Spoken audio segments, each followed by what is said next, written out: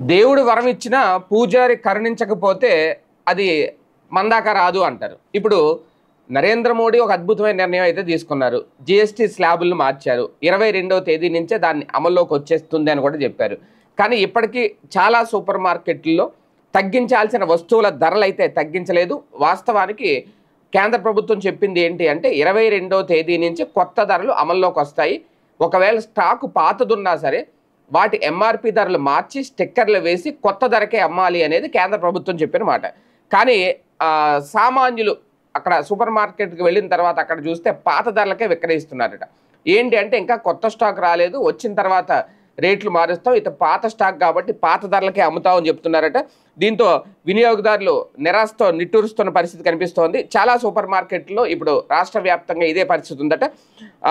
Super మార్కెట్లు అలాగే దుకాణాలు కొన్ని దుకాణాల్లో కూడా పాత స్టాకును పాత ధరలకే విక్రయిస్తున్నారు.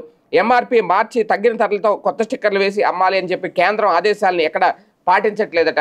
కొత్త స్టాక్ వచ్చాక రేట్లు తగ్గచ్చు అనేది కూడా నిర్వాహకులు చెప్తున్నారట. అంటే ఇలా అయితే కనుక మళ్ళీ ఏదో కథ మొదటికి వచ్చినట్టే ఉంటుంది. 22వ తేదీన ఆ ఎఫెక్ట్ ప్రజలకు కనిపించాలి అనేది కదా కేంద్ర ప్రభుత్వం ముందు నుంచే చెప్తోంది. ఈ డెసిషన్ ఎప్పుడు తీసుకున్నారు? వాస్తవానికి అప్పుడే వీళ్ళు స్టాక్ ప్రిపేర్ చేసుకోవాలి. అప్పుడే స్టాక్ పాత ఆర్డర్స్ ఏమైనా ఉంటే క్లియర్ చేసుకోవాలి. అప్పటికే ఎంఆర్పి ధరలన్నీ మార్చేసుకోవాలి. ఎందుకంటే వాళ్ళు ఇక్కడి నుంచి విక్రయించేది, నిన్నటి నుంచి విక్రయించేది జీఎస్టీ తక్కువ రేటుకే విక్రయిస్తారు. ఆ స్టాక్ రావడానికి వాళ్ళకి ట్రాన్స్పోర్టేషన్ టైం పడుతుంది. కానీ వాళ్ళు తక్కువ రేటుకి వాళ్ళు తీసుకున్నారంటే ఇక్కడ వినియోగదారుడికి తక్కువ రేటుకి ఇవ్వాలి. కానీ ఈ లోపల ఇక్కడ కూడా వీళ్ళు గేమ్ ప్లానింగ్ అనమాట. అంటే ప్రభుత్వం ఎంత చేసినా మధ్యలో వీళ్ళు ప్రజల నుంచి ఎలా దోచుకోవాలో, ఎంత తక్కువ సమయంలో ఎంత దోచుకోవాలో ఈ ప్రయత్నంలో అయితే మాత్రం వెనకాడరు. దీనికి సంబంధించి ఏమన్నా దృష్టి పెడుతుందా కేంద్ర ప్రభుత్వం?